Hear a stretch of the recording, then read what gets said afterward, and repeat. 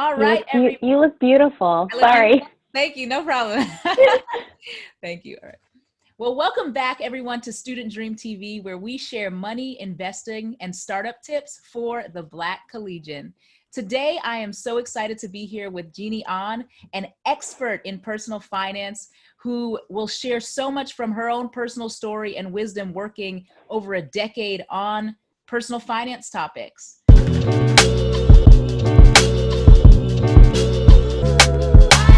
So, Jeanie, I'm so excited for you to be here. Thank you so much for coming and taking the time tonight to share your wisdom with our students. I hope to be a blessing, but I don't know. I'll be completely honest. And yeah, thank you for having me. My pleasure. And so just to start, I want to quickly introduce everyone to Jeanie. So Jeanie Ahn is a personal finance reporter and senior producer with a background in producing long-form human interest stories at ABC News on shows like 2020, What Would You Do, and New York Med. She's really passionate, let me say that. She is passionate about bringing real stories and real advice to real people. Skilled in developing multimedia content for both long and short form videos, her journalism career that started at ABC News has given her opportunities to work with some of the industry's best, like Diane Sawyer, Barbara Walters, and Katie Couric. In front of the camera at Yahoo, Jeanie hosted a Women and Money series, interviewing top women in business and reports live on air on both national and local news. Behind the camera, she led a team of personal finance producers who report on everything from managing student debt, come on, students with debt, listen up, to growing your wealth and building your career. So yes, guys, let's welcome Jeanie. Just clap. Thank you. Thank you so much. Oh my goodness, Thank that's a you. mouthful. Man, you're a beast, Jeanie, and we're so excited to have you here today. Well, I Um, appreciate you having me. I yeah, really do.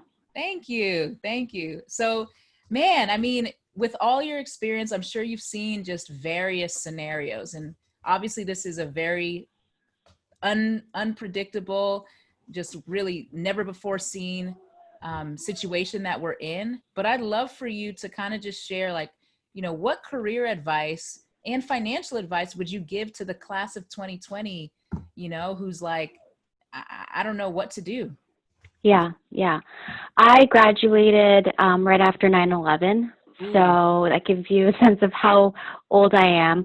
But also, it was tough to graduate in New York City during that time because every sector was also struggling here. People were losing their jobs, and people who had jobs here in the city were very much traumatized.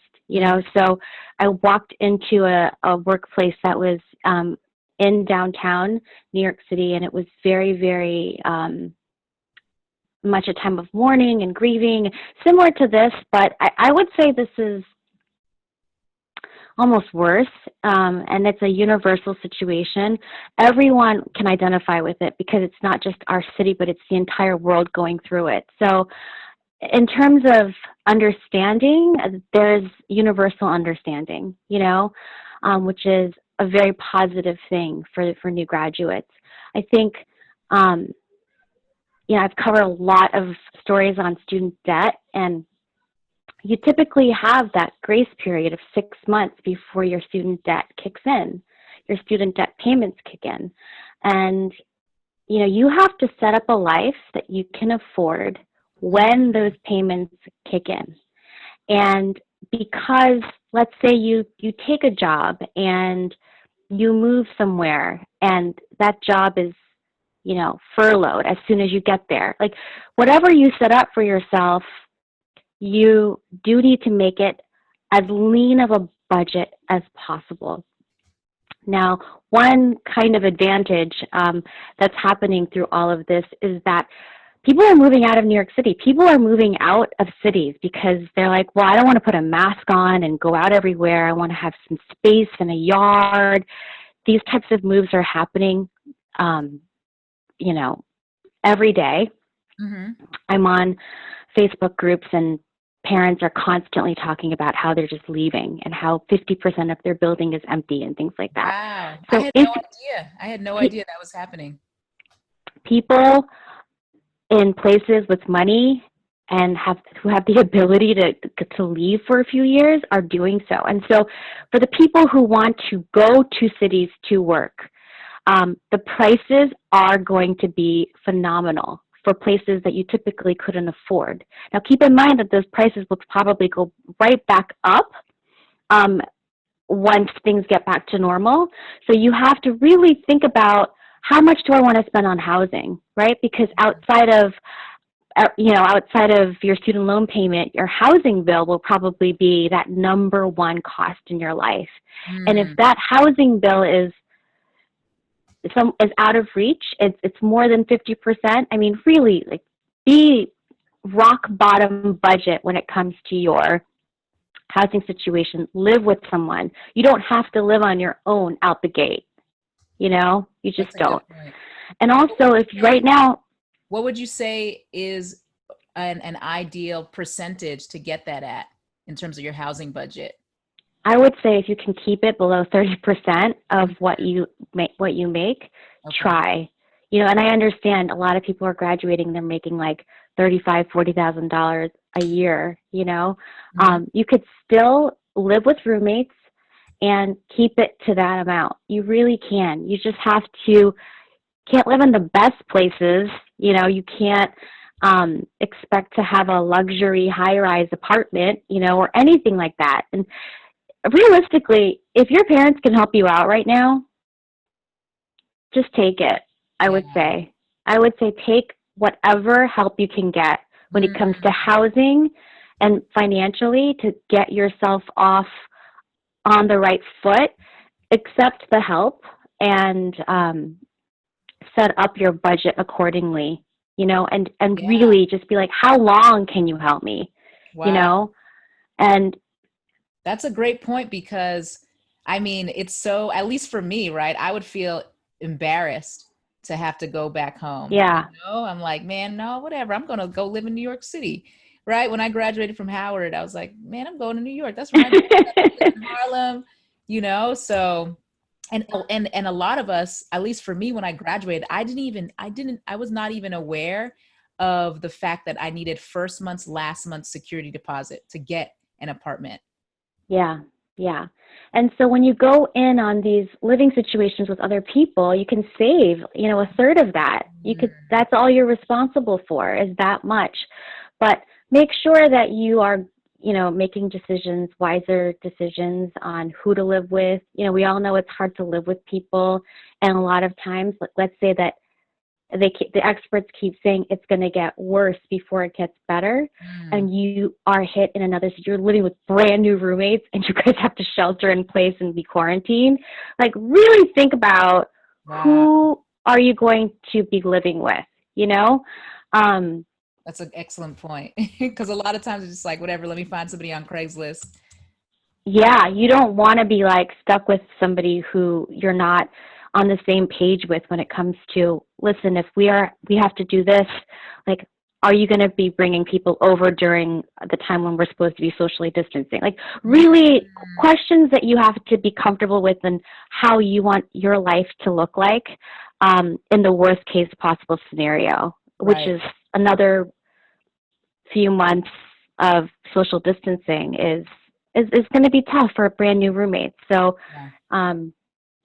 that's something that I just want to urge people to do, is to not set up their life based on what they're earning right now and what's going out right now, but to really be thinking about the student loan payments.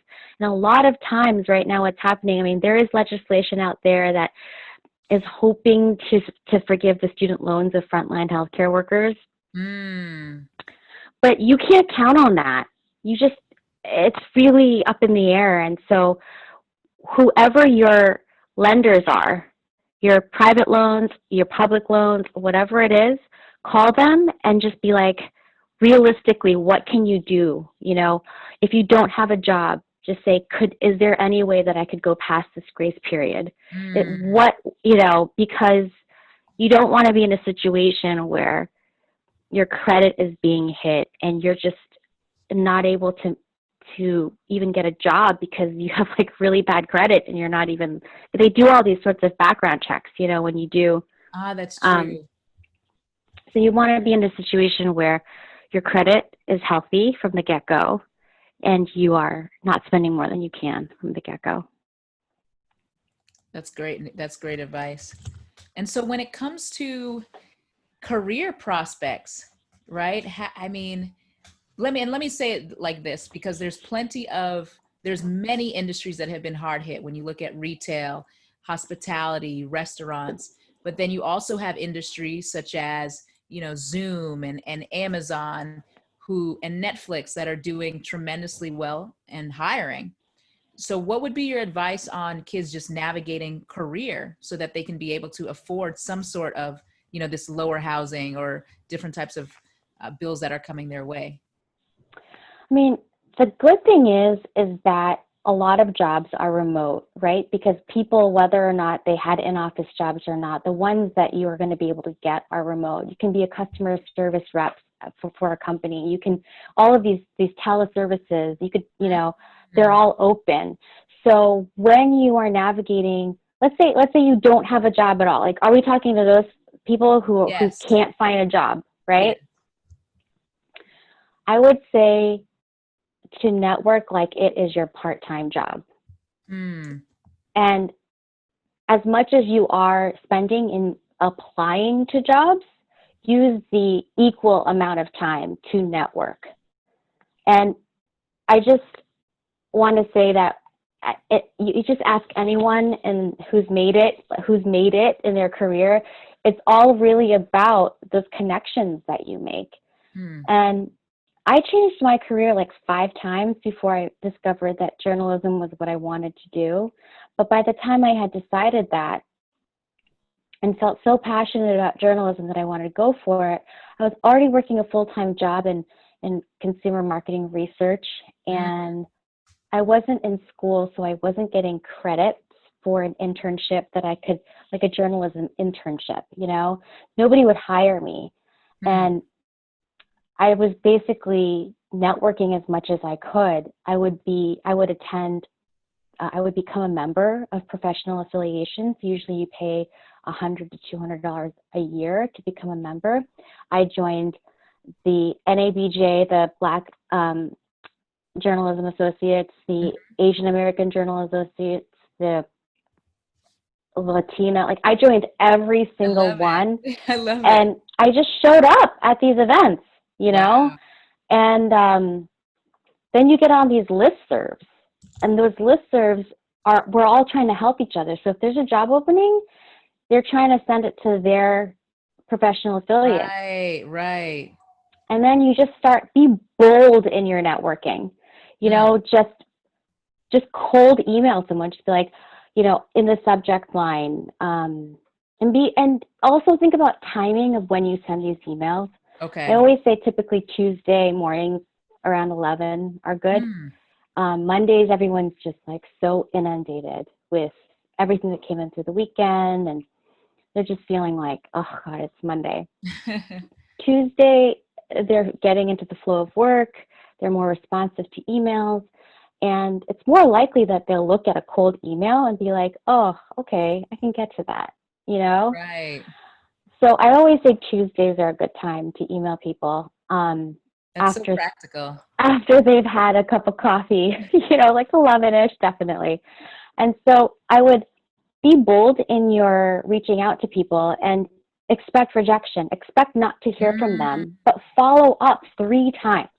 Okay. Like, because when I joined, when no one would call me back or hire me, I joined AAJA, Asian American Journalism Association, and Mhm. they people just sent out job listings. Right. And I emailed the guy who sent out the job listing, like, you don't know me, but this is who I am, and I'm just dying to work in journalism and Right. tell stories and learn, and I'll take any time of day that you can meet me for coffee.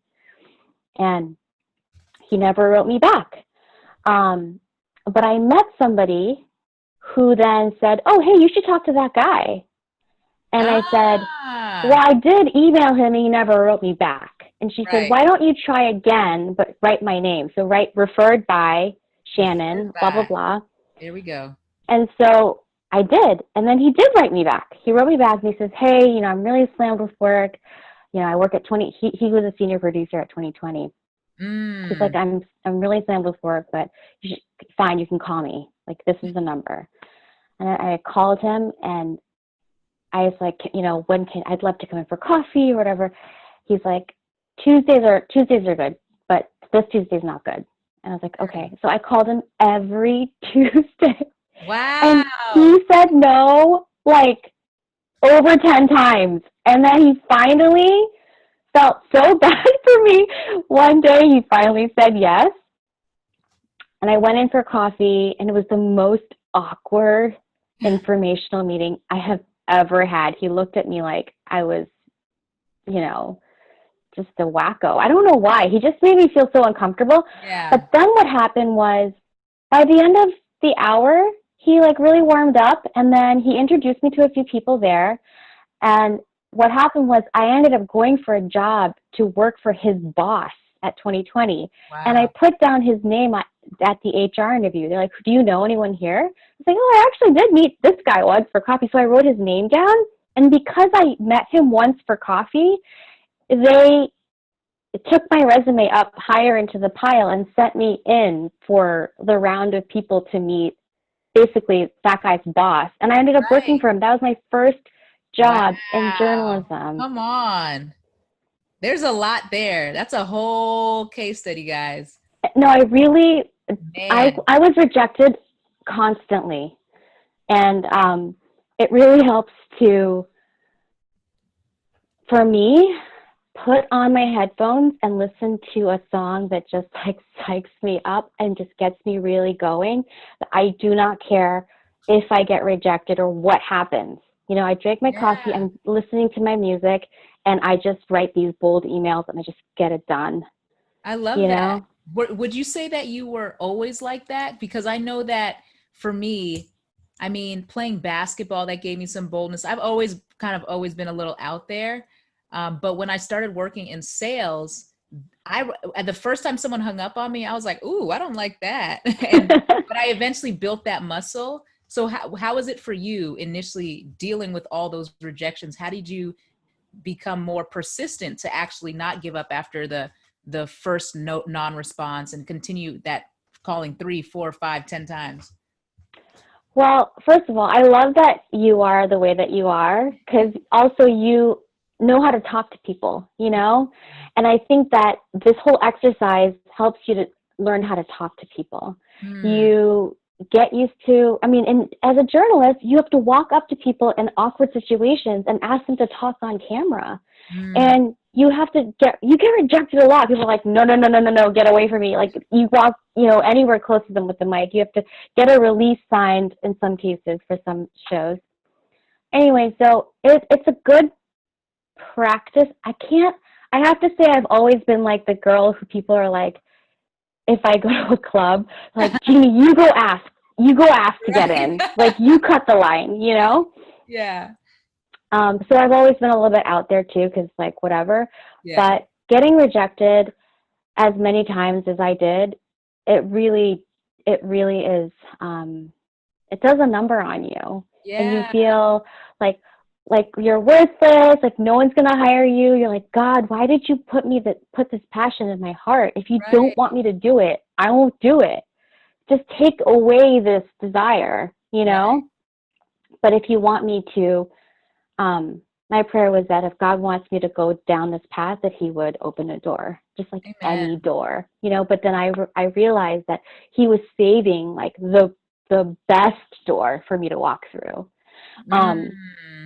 Because I was willing to do anything. I wanted to work for less than $10 an hour, going from what I was making at the time. I was making $60,000 a year. And then I was like, I'm going to work at Starbucks to get health insurance so that I could work at this journalism job that's like less than $10 an hour. And they rejected me. Starbucks? No, that job that I went for in TV news. Okay. They rejected me. And I was willing to walk away from a job that was paying me $60,000 a year. Right. And it was a good job. It was at Time Inc. It was at People Magazine. I was, but I knew that that's not what I wanted to do. And I never had that kind of drive toward anything before. Yeah. But what I will say about like recent grads, like I know a lot of people who are just so confused. They're like the person constantly like, what should I do for my career? And like for me, I was always at Barnes and Noble, just at the career section, just like, what book should I pick to just choose something for guidance, Yeah. I was listening to Mac, who you spoke to today. Did you guys get cut off? Yes, we did. Instagram. We're going to figure out how to do it again, hopefully on Facebook Live. But yeah, we did get cut off. I was listening to what Mac said earlier, and he was just like, wait, what did he say? He said something about like be dedicated to your craft, right? But what if you don't know what your craft is, even after 4 years of education? Exactly. You're like, is that my craft? I'm not getting a job in that line of work. What should I do? And I really have a heart for those people because I still feel confused. Like, I know that I want to be a storyteller for the rest of my life and a reporter and a journalist and work in video. But at the same time, there's a lot of burnout and you wonder, how long can I keep this up sometimes? And that's in any field. But if you're graduating and you've majored in something and you're a little bit half-hearted about it or still unsure, even if you were gung-ho about it, sorry, my kids might barge in here. That's good. That's good. Come on. This is real, man. I hear quarantine, so I feel like they are screaming for me right now. I don't know why. I don't know if you can hear them, but I can't even hear them now. Okay. What was I saying?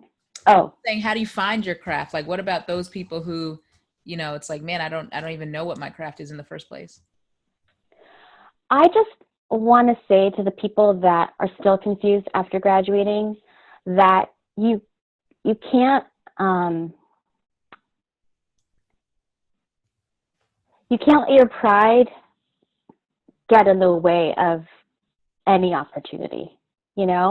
I took any job that would hire me when I graduated. It was by no means the job of my dreams, but I stuck it out for a year and I learned. Most jobs you can transfer your skills over to something else and something else and something else. And just as much as finding out what you do want to do with your life, it's just as valuable to find out what you don't want to do with your life. And you will still meet good people wherever you go. You will still be able to build up some sort of skill set. And if it's an office job, a lot of those, again, they're transferable. But I think that you can't put yourself above the grunt work, Thank you so much, Jeanie. I really appreciate it. Appreciate you being here and just taking the time. For all those who are watching, I think now's the time to, again, take action, because all of this information, it's not going to go anywhere if you don't make that first step, that first move. So my question to you is, what is your next step? What is your next step? Let us know in the comment section below, what are the next steps that you're going to take so that you can not just survive during this crisis, but really thrive and position yourself to win and to support yourself, support your family, and accomplish your respective dreams. We're here to help. Let us know if there's anything else you want to learn, anybody else you want to learn from. But Jeanie, thank you again. We so appreciate you for being here. Thank you so much for giving me the time and the space to just hang out with you. Absolutely. And as always, everyone, let's turn our ideas into assets. Talk is cheap, talk is broke, and time is money. So start today.